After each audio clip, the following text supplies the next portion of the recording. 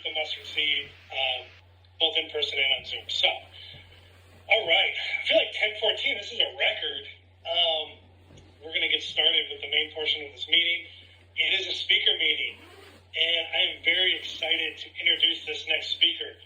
He's a guy who I haven't seen. I've been around, a little bit over 2 years, and for the vast majority of that time, I make a meeting on Sunday nights at the Mustard Seed at 8 p.m., and he's there pretty much every week. And I've gotten to know him a little bit through his comments. He sends me awesome videos of him playing the guitar, and he's just a good dude. Like, in his comments, I can just tell how much he has a desire to stop drinking, and not only that, to work on himself and grow and stuff. And I've seen him, like, over the years that I've seen him in meetings. So I've never heard him share outside of a comment. I've never heard him give a lead. So I'm, like, really excited about it. So for the next, 20 minutes or so, if you go over, if you go under, it doesn't really matter. I give you Matt M.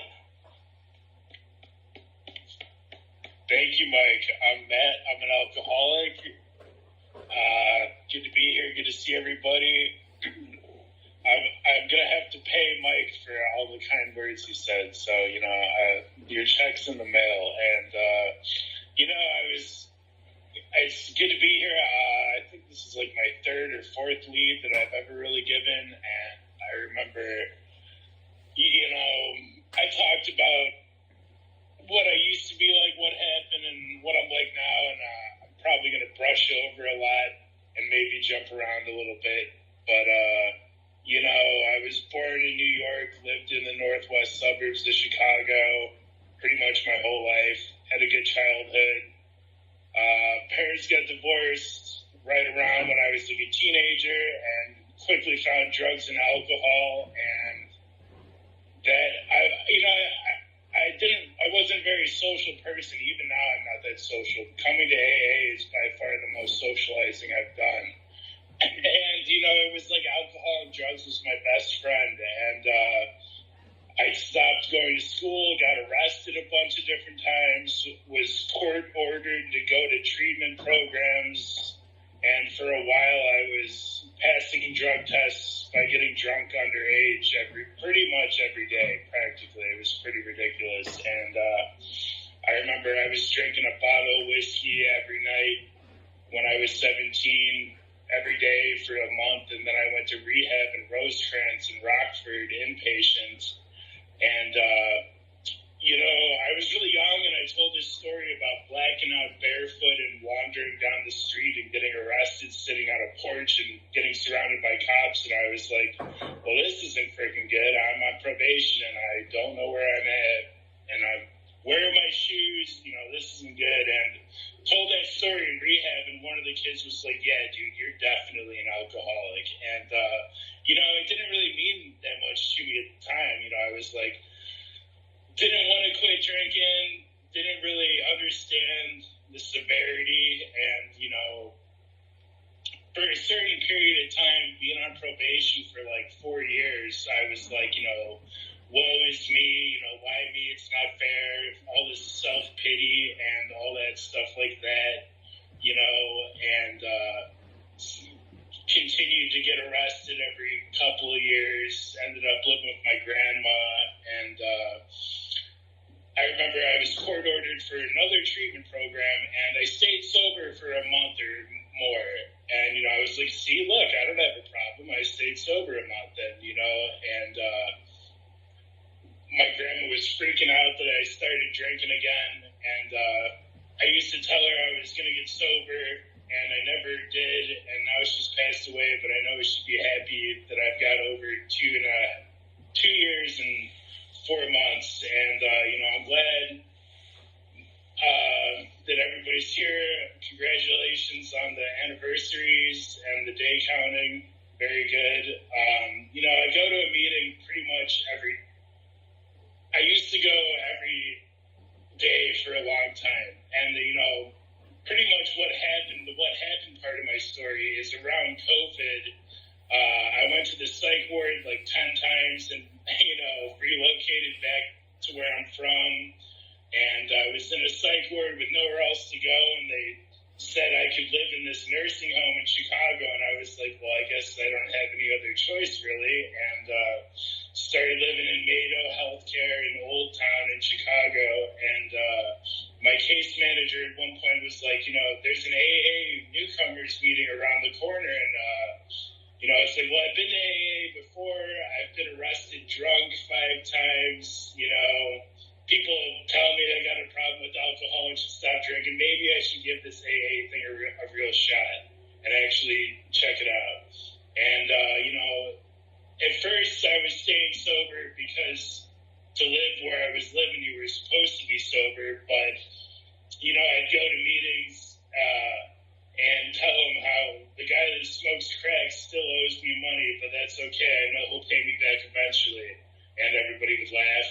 And, that guy's name was June, like Junior, and he went to a meeting or two with me, but he didn't want to get sober, and I was surrounded by people smoking crack, smoking weed, getting drunk, even though they weren't supposed to, and at a certain point after I had like 8 months, I was like, I had a little case of the efforts, and I smoked some weed, and got really paranoid and suicidal, which was not fun at all.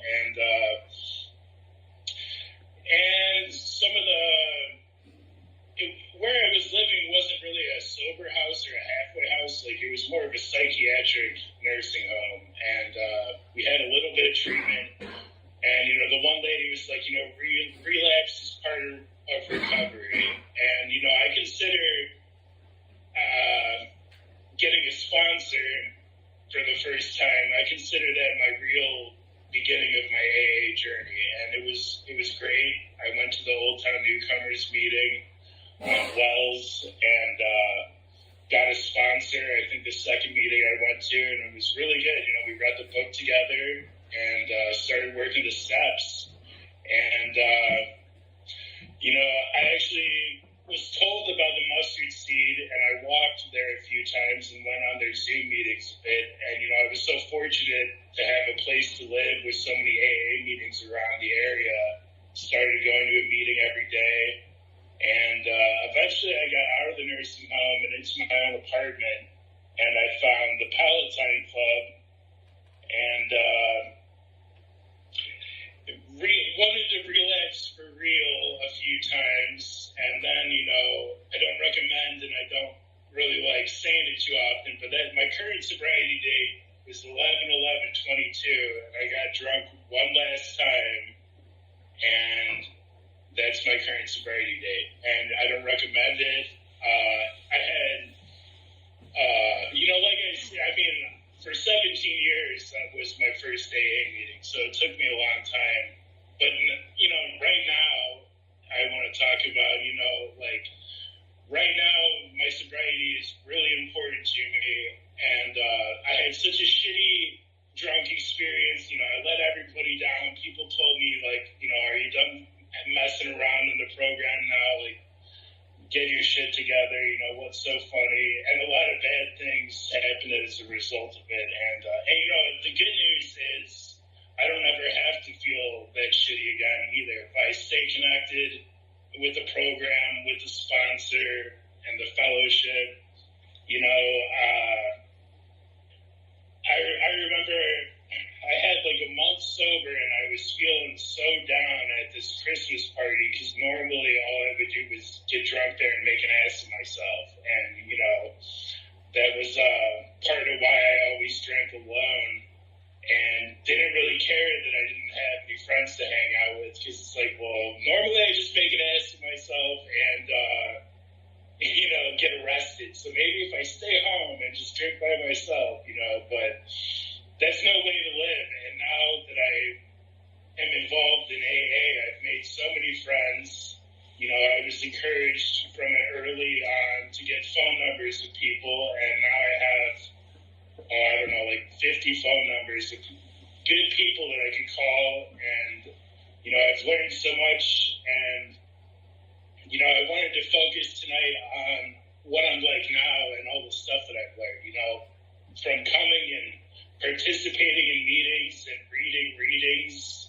You know, I've pretty much got how it works memorized. You know, and it's like I'm not trying to brag or whatever, but I got to stay humble. You know, humble brag, or you know, just little things like my guitar playing. You know, I get phone numbers and then I send them videos of me trying to play guitar, and you know, like I usually do pretty good, but not always. You know, so and you know, I was thinking a lot about what I was going to say. You know, and the promises. I think the promises has a ton of great stuff in there, and I remember working the third step with my sponsor, Ben, who's here, my first sponsor, and you know, I really enjoyed my journey starting out, and you know, I've got the third step prayer memorized still, and I was praying it on my knees every day religiously for a long time, and I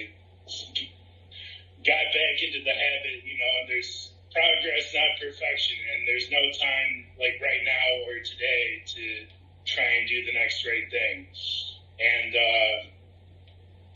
you know, intuitively know how to handle situations which used to baffle us. If something bad happened, I'd get drunk. If something good happened, I'd get drunk, and I would just try and avoid reality and push it off to another day, procrastinate, and not actually deal with anything. But now I know that I gotta face my challenges and not turn to alcohol or drugs like I used to. And you know, that's a big change. And with it being March, the third month, a lot of the readings talk about the third step, and you know, it's about helping other people too. And I have a lot of free time on my hands, and I really feel like my primary purpose is to stay sober and help other alcoholics achieve sobriety. And you know, by going to meetings and getting involved, you know, I chaired a meeting at the Palatine Club for, I don't know, like 6-7 months. And when I first started, I was about to start, and then I crashed my car into a building sober because I was choking on Red Bull, and the cops were like, "No way, you're sober," and you know, they didn't believe me, and they were like, "So Matt, what kind of drugs did you take tonight?" And I said, like, I don't use recreational drugs, and you know, I blew zero, passed the field sobriety test, you know, and something bad happened, life happened, and thank God I didn't hurt anybody or something worse. But I didn't turn to alcohol to try and escape reality. I dealt with it like an adult, you know, and it took me a lot of maturity to get to the point where I don't have the pity pot as much anymore. You know, I don't, this feeling of uselessness and self-pity will leave us, you know. The promises are great, and, you know, they'll be fulfilled sometimes quickly, sometimes slowly, but as long as you keep working for it, you know, as long as you keep coming back and work the steps. You know, I was on step 4 for like 2 years or something, and people would give me grief about it. You know, obviously they wanted me to succeed and all that positive grief, I guess you could say, and got a different sponsor eventually, finally got through that step. Then I technically got fired by that sponsor, sort of, and got another one, and you know, and maybe one sponsor was harder on me than the other one, but you know, there's different ways to go about doing this program. You know, it's a lot of suggestions, and if you want what we have, then you got to be willing to do certain steps. And I definitely want to stay sober and help other people. It took a lot of maturity, because I remember I was like 25 and I was like, why do I have to stay sober the rest of my life? You know, like, this isn't fair. And you know, now I look at it as one day at a time, and my life is so much better because of it, and the lives of the people I interact with are better now. And I don't know, I feel like I'm running out of steam here, but you know, I can get emotional because it's really a big deal, and I'm so grateful for the simple things. I made my amends with my family, and you know, I did some pretty awful stuff, and and they forgave me, and a big part of the amends is to not repeat the past. And I don't plan on going back there. And at a meeting the other day, they were talking about somebody who stopped going to meetings, stopped praying, stopped staying connected with the fellowship, and went back out. And I don't remember the name of the man, and I didn't know him, but he died, I guess, relatively soon after. And for reading the big book in big book meetings, I think there's a story about car salesman or something like that. And same thing happened. He retired, started drinking again, and was dead soon after, So gotta stay vigilant. And it was making me think of some other people that I knew in the program that, rarely have we seen a person fail. Some people don't succeed, which is unfortunate. And, some people died. One guy's name was Andy, and he was a really nice guy. I remember joking with him outside, and, he's not here anymore, and it's unfortunate. And I remember I was drinking Red Dog beer on the side of my house, and I thought that was low-class beer. We drank Ice House, which is another low-class beer, but anywho. And he was telling me, he was saying, you and me, we're not going to live very long. And I was like, well, I don't know about you, but I plan to live a while. And, he ended up overdosing on heroin. And I was actually in jail one time in McHenry County. And my cellmate knew that guy and was, angry at me that I was talking bad about him. And, I did not enjoy jail at all. And that's another thing that I don't really have to worry about anymore, or you know what I mean. And anyway, I don't. Zoom's a little different, harder to read the room than an in-person meeting, and I'm looking forward to continue trudging the road of happy destiny, like it says at the end of the first 164 pages, and. I know that surely God wants us to be happy, joyous, and free, and I get a certain amount of peace and serenity from attending meetings and sharing, and, I still have a therapist, and I take medication, and, because AA is not a doctor, and it's not a one-size-fits-all, I don't know, but, I guess that's about it. One day at a time, I'll keep coming back. That's all I got. Thanks. Thank you, Matt. Can everybody on mute thank Matt for his lead? Thank you, Matt. Thank you. Thank you. Thank you. Thank you. Hold my story. Thank you, Matt.